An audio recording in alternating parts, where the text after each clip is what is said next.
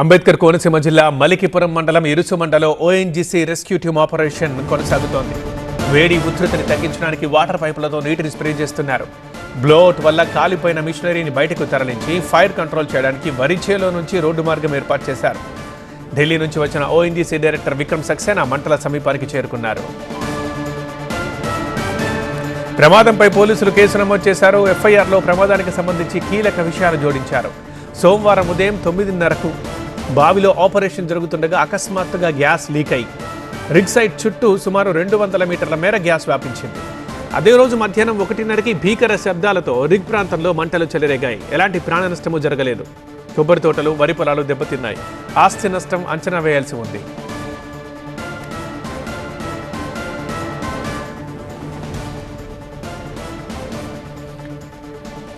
మలికిపురంలో ONGC rescue team operation కొనసాగుతూనే ఉంది. అయితే ప్రమాదంపై పోలీసులు కేసు నమోదు చేశారు.